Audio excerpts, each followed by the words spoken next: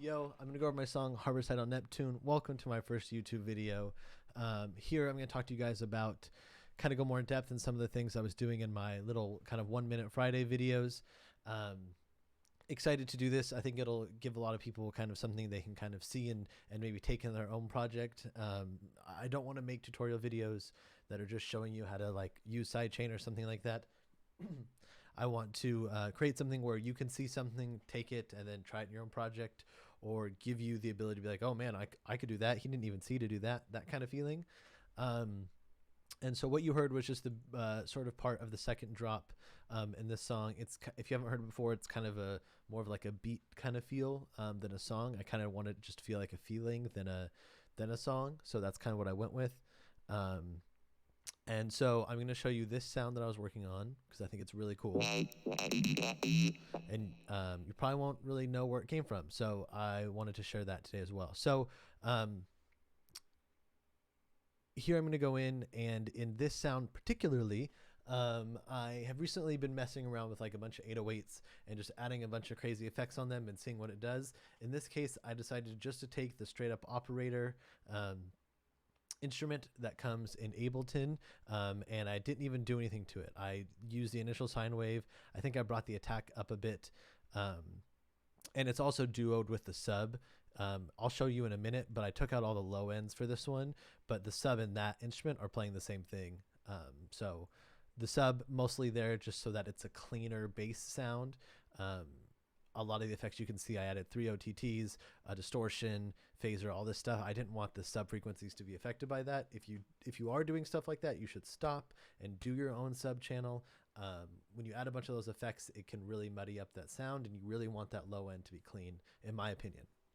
I mean, obviously you can dirty stuff up, but usually that comes in the textures of the other instruments you have. So without further ado, here's the sound on its own. And then here's the sound with zero effects on it. Pretty crazy, right? So it's basically just the sub. It's that straight operator right there. So I'm going to go through this and kind of go through, I would say this would be an interesting video to kind of take as far as like building a chain for yourself. I don't use like a virtual right chain or things like that, although they're really cool and really good to learn from. I kind of look at each sound like it needs its own sort of treatment. It's like cooking chicken or something like that. Like, you know, different types of dishes are going to need you to cook the chicken differently and add different seasoning and things like that. So I kind of think of these as like my ingredients or my seasonings for my part of my plate. If the song's the whole plate, this is like the meat of it. So let me just kind of go through and turning these guys on one by one. Actually, I need to turn them all off. Sorry. Okay, so the first EQ isn't doing anything. I usually just have an EQ first, just in case I want to roll off a little bit of the low end. But obviously, you're not going to hear any difference, right? I didn't even do anything to that one. Kickstart is like a plugin by Nicky Romero. It's a side chaining plugin. I like it for stuff that's 4 on the floor because it's really easy. Got a lot of cool presets. Theoretically, you could add that. You should add that at the end of your chain because it goes left to right. I don't know why I did it there, but I do like that, adding the reverb and stuff like that. I'm not sidechaining the reverb. I didn't want to do that. I wanted it to breathe a little bit more, so I know for sure that's why I didn't put it after the reverb. The camel crusher just adds a lot of attack. Yeah, pretty aggressive. I know for sure though I added that after I added this auto filter, and the auto filter can create sort of a growl like texture to stuff. Right, you kind of hear that, but I was like, so I know that plugin does that, and so when you use this LFO, it brings it up and down or to the right, and then so this way it goes like that, and then the rate is how fast it does that. You can do it with hertz, or you can do it with the actual syncing of the song. But then I added the camel crusher before that because I was like, it needs more high end, it needs more beef, because we're going through the high end. So that brings all of it up. And then I took this from Barely Alive, but they think 3 OTTs are pretty much the prime if you're doing some stuff with the auto filtering like this, and I agree with them, and you might as well. That's just mean. And all the textures afterwards, it's brilliant. Transients, everything. So the EQ8, this one I did cut a decent amount because I knew I was adding the sub. So we clean that up a bit. And then the phaser. And so this is where, in my mind, I'm thinking, okay, I have a decent sound, but I want to texturize it a bit more. I want it to fit the song I'm in. I want it to feel cooler. I want it to just have some pizzazz. And so I really just went in and added effects that I thought would be cool for that. I might make a video where I talk about all the effects that I kind of instantly go to in my head, but some of the ones right ahead are a phaser, a comb filter, and saturator, things like that. In this case, it looks like I just did the phaser and comb filter, but you'll see what the phaser does pretty quickly. No phaser. It also softens it up a bit. That's something good to know about the Ableton phaser, is that if you kind of want to soften up your sound a bit, that's a good way to do it. The comb filter, I use the kilohertz comb filter because it's just really nice. But when you stereoize it or put the stereo on, it actually adds a nice character. I also like doing minus.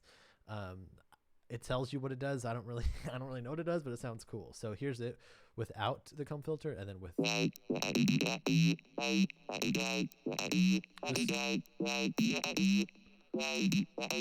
just kind of adds a lot more space, which is nice. I've noticed if you're doing a lot of stuff with lead sounds and you can add some space while also keeping good signal in the middle, it's very tasteful and feels nice to the ears. This EQ was another little bit of a cut. I like cutting in this range because it can kind of be a little bit muddy in a lot of instruments. That's like 200 to 300. I actually was right in the middle for 250. And then another, the reverb, which is the kilohertz reverb. I think it also sounds really good, but you could use these similar effects on the Ableton one as well. I will start doing more videos that are focusing just on the Ableton plugins, but this is just what I use for my projects. So you can check that out. But with that on, it just adds some space. Yep,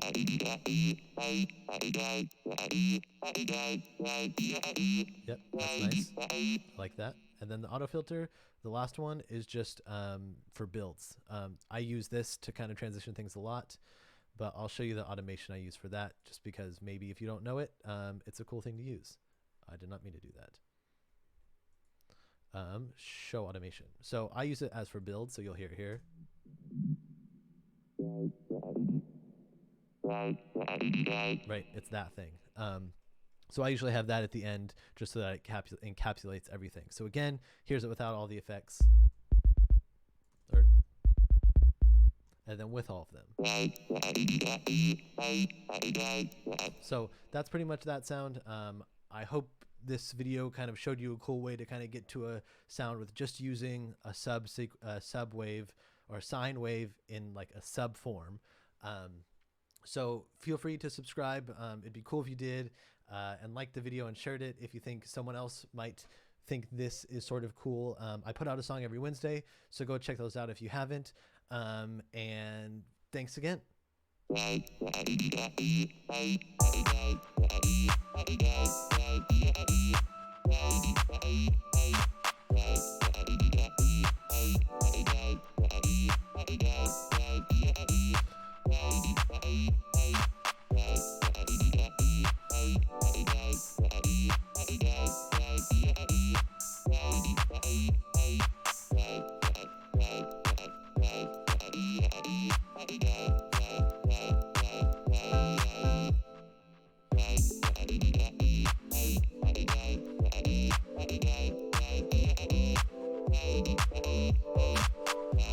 Okay, go watch another video.